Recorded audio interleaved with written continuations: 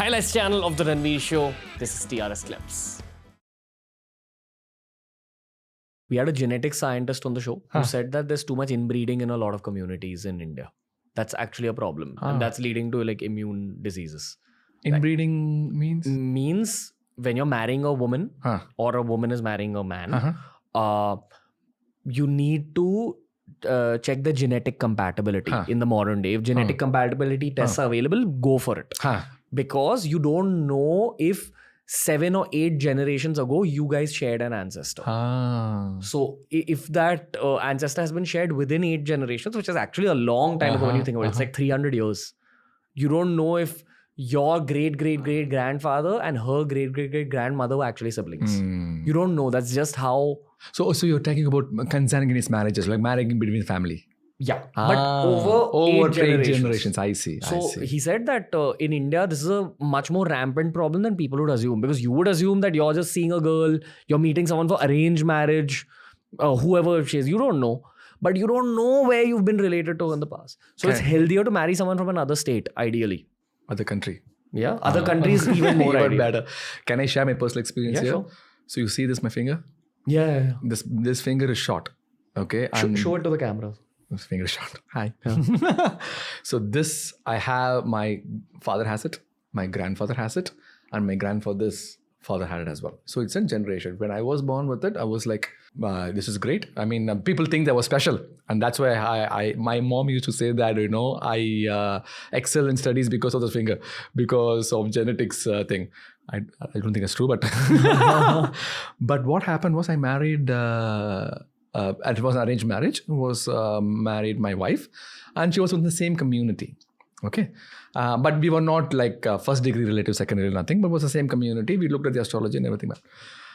And we had so much difficulty in conception. Okay. So we had 7 miscarriages.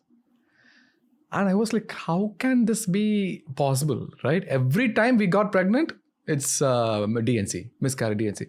And then, I'm just speaking out my mind here. Please. So in first pregnancy got really advanced to like 24 weeks of age. Okay. And we go for 20 weeks of gestation. We go for this anomaly scan. And if you look at the baby, there is no legs or no arms. And we have to, do D&E. You cannot do DNC. You have to do D&E. So what is that? Dilatation curettage is, when the baby is small, you could just go in and then you just scrape it off and then abortion is done. But if it is big, you cannot do that. So you need to have an actual delivery. So we had an actual baby was delivered, was not survivable. And I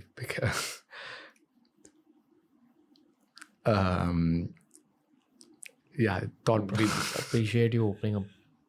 Can't imagine. So anyway, we said, I think it's very important. It's very important for people to know. So this baby we sent for analysis. I was like, what is going on? So then we figured out that I share a gene with my wife, same gene, and that I have this. So I have this, the gene was associated with this defect. Okay. And the same gene was present in my wife as well. But she doesn't have any this defect at all. And that girl baby had this gene from me and that gene from her. And both together, boom. It was something called Greeby syndrome where there is no legs, no arms, the heart and lungs didn't develop at all. So then I realized that there is something more deeper to it. So I analyzed, that was my way of dealing with that at that time. Now we are very healthy. I have 2 healthy kids. But at that time, that was my way of dealing with that frustration is to do research, to find more about it. How can this happen to me? What did I do wrong? So then I analyzed my mom, my dad, and their ancestors and everything. Everybody is carrying the same gene. And the main reason was my dad married his sister's daughter. It's called consanguineous marriage. Okay, and it is very happened in southern part of, when I grew up, and also in Pakistan, were extremely common, and all these genetic diseases is very prevalent, very, very prevalent. And I completely agree with that, You should, it's very difficult to go and track all these ancestors in terms of how you are committed and everything. But at least to start with, marrying within a family, I think we should think twice. Yeah. Appreciate you opening up a lot on the show. I know it must have been very difficult and it takes a lot of emotional strength to talk about this on a public platform. Yeah, I know. After I opened up, many people came out to me in my channel that, I also had the same problem. Many people, and there is a skeletal registry in UCLA where I'm now a volunteer and I'm one of the medical doctors as well. I take all these cases and then sends the analysis because it's very rare. And if we can create a genome and then we can find out, hey, this people is at risk, we can figure out. And all this CRISPR technology is available. We can make sure that what I experience should not happen to anybody else. Can I give you a very brotherly take on it? Though it's none of my business. No, please. But it's slightly philosophical. Whenever I went to my own suffering in life, whatever I had gone through, and everyone has their own story and their own, little darker chapters. I used to rationalize it thinking that my suffering has happened so that someone else who will eventually go through that suffering may not have to go through it. So I think you're doing effectively the same thing. Absolutely. That's all one can do with their own suffering. Absolutely. That you can educate. Yeah, you can educate. We're on an international platform here. There'll be someone who'll be learning from this. Yes, exactly. Absolutely. But the underlying key, at least I believe this, and this has been one of my episodes of the year with Dr. Neeraj Rai. He's that genetic scientist. Spoken Hindi.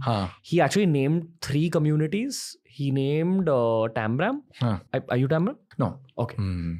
He named Tambram. He said some communities in South India, but... Tambram is Tamil Brahmin. Yeah. So Tambram was named. He named Agarwals, in North India, in Rajasthan and UP. And I think Bengali, if I'm not mistaken, was the third one. But he said that there's a lot of inter-community marriage in these communities, and that's just how our parents' generation is. Correct. My dad is Punjabi. I see. And my mother's half Gujarati, half Maharashtra. So I am strong and fit and fast and athletic.